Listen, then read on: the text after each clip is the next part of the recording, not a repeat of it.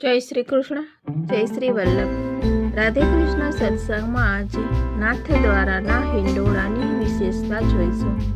પણ તે પહેલાં આપ રાધે કૃષ્ણ સત્સંગમાં જોડાવા માંગતા હોય તો લાઈક કરજો, શેર કરજો અને સબસ્ક્રાઈબ કરજો, જેથી આવતા નવા તમામ પ્રસંગો આપના સુધી પહોંચી શકે. સમસ્ત પૃષ્ટિ માર્ગીય મંદિર કરતાં નાથ દ્વારામાં હિંડોળાની કેટલીક વિશેષતાઓ છે. સર્વ મંદિરમાં શ્રી ઠાકોરજી હિંડોળામાં સિંહાસન પર બિરાજે છે, જ્યારે નાથ દ્વારામાં શ્રી ઠાકોરજી ચોકી પર બિરાજે છે.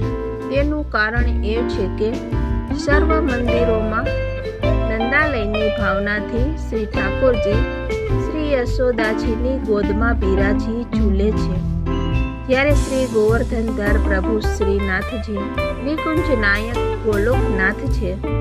ચારે બાજુ બ્રજલલનાઓ ઝુલાવે છે અને દર્શન કરે છે. તે ભાવથી અહીં ચોકી આવે છે.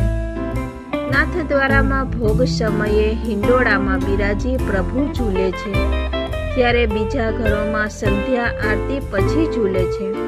તેનું કારણ એ છે કે પ્રભુ ગાયો ચરાવીને ઘરે પાછા ફરે પછી ઘિયા આરોગાવી વ્રજરાની યશોદાજી પ્રભુને ઝુલાવે છે.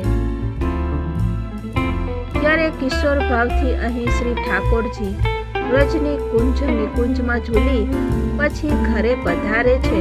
તેથી નાથ દ્વારામાં ભોગમાં ઝૂલે છે.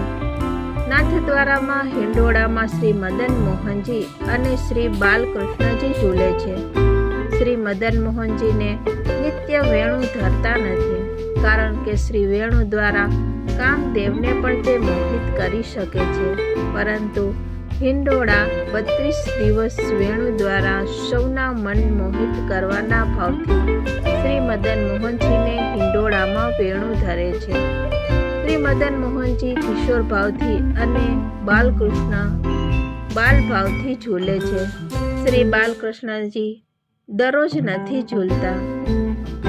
હિંડોળાની લીલા કિશોર ભાવની છે.